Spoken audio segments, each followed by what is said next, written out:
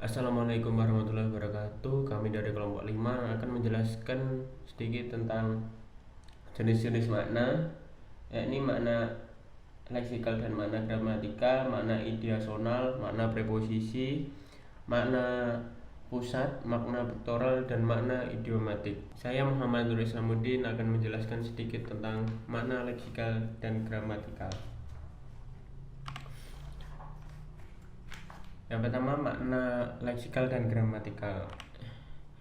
Makna leksikal atau dalam bahasa Inggris lexical meaning, semantic meaning, dan external meaning adalah makna unsur-unsur bahasa sebagai lambang benda, peristiwa, dan lain-lain. Makna leksikal juga bisa dianggap sebagai makna kamus, yang berarti adalah makna yang sebenarnya.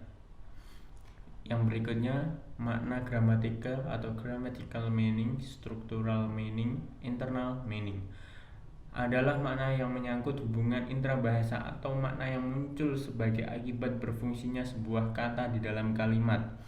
Jadi makna gramatikal ini makna yang muncul akibat terdapat suatu kata yang mempengaruhi makna aslinya, sehingga maknanya itu bisa berubah.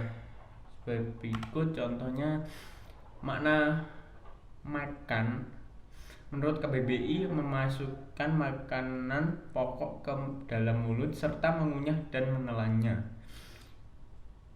Lalu di makna gramatikal ada makan siang, yakni kegiatan makan yang dilakukan di siang hari. Berikutnya adalah makna ideasional. Makna ideasional atau di dalam bahasa Inggris intentional meaning adalah makna yang muncul akibat penggunaan kata yang berkonsep. Jadi makna ideasional ini hanya sebatas kata yang bisa dicari konsepnya atau ide yang terkandung di dalam satuan kata-kata, baik dalam bentuk dasar maupun turunan. Berikut contohnya. Contoh dari makna ideasional adalah kata demokrasi, yakni sebagai istilah politik satu bentuk atau sistem pemerintahan. Jadi kata demokrasi ini lebih memiliki condong makna ke pemerintahan. Yang kedua, gagasan atau pandangan hidup yang mengutamakan persamaan hak dan kewajiban serta perlakuan yang sama bagi semua warga negara. Jadi dalam sistem demokrasi ini tidak ada perbedaan antara hak satu warga dengan warga yang lain. Di bidang matematika atau bidang eksakta. Di bidang eksakta, kita kenal apa yang disebut sudut siku-siku. Makna proposisinya adalah 90 derajat. Makna proposisi dapat diterapkan pula ke dalam sesuatu yang pasti, tidak mungkin dapat diubah lagi. Seperti contoh berikut.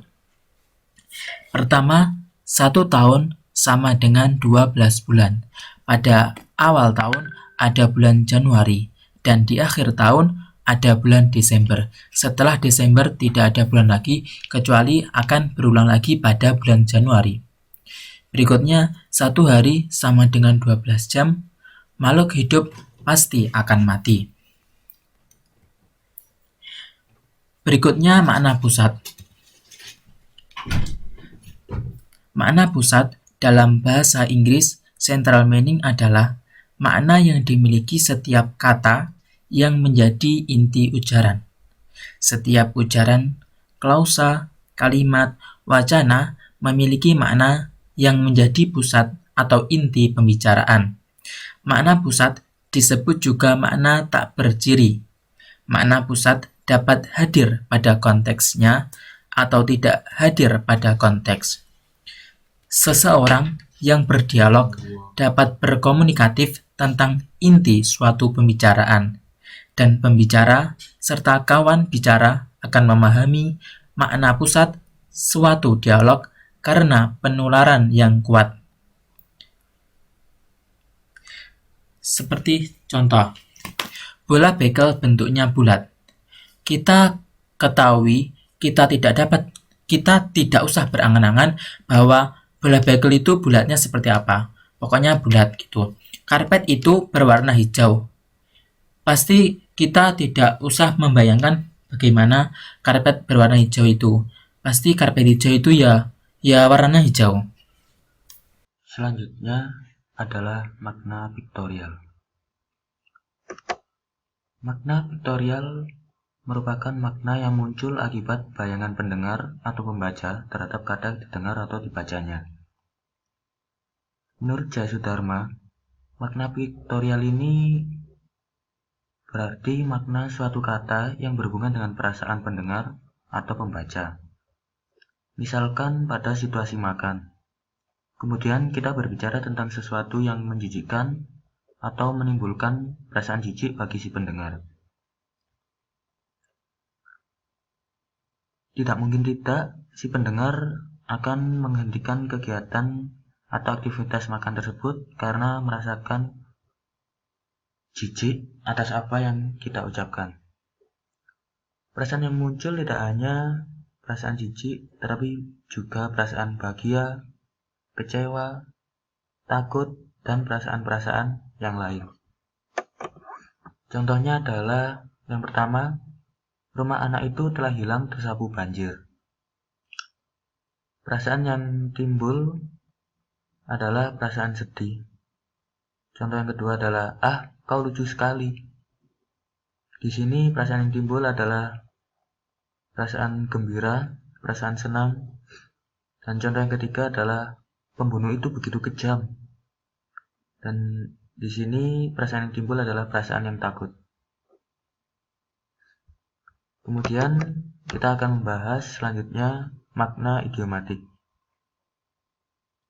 Idiom adalah serangkaian kata yang artinya tidak bisa diartikan secara harfiah, namun mewakilkan ekspresi tertentu yang tersirat di dalamnya. Secara singkat, makna idiomatik adalah gabungan kata yang maknanya menyimpang dari makna asli kata-kata tersebut. Makna idiomatik ini berasal dari ungkapan dan peribahasa. Contohnya adalah yang pertama, Pak Sabar merupakan tangan kanan pemilik pabrik gula. Di sini bukan bermakna Pak Sabar merupakan tangan sebelah kanan pemilik pabrik gula, tapi bermakna orang kepercayaan. Contoh kedua adalah lintah darat sangat merugikan para petani di desa. Lintah darat di sini bermakna rentenir. Jadi maksudnya adalah rentenir sangat merugikan para petani di desa. Dan yang ketiga, pembangunan jembatan Kedung Kandang memakan waktu yang cukup lama. Maksudnya di sini adalah pembangunan jembatan Kedung Kandang membutuhkan waktu yang cukup lama. Bukan berarti secara harfiah waktu dimakan, karena waktu adalah abstrak, jadi tidak bisa dimakan. Contoh yang terakhir adalah semua yang terjadi pasti ada asap, ada api. Ada asap, ada api merupakan peribahasa yang bermakna suatu kejadian pasti memiliki penyebabnya. Sekian dan terima kasih. Itu tadi materi dari kelompok kami. Apabila masih ada yang kurang jelas, bisa langsung bertanya di kolom komentar. Ya, sekian. Kurang lebihnya mohon maaf. Wassalamualaikum warahmatullahi wabarakatuh.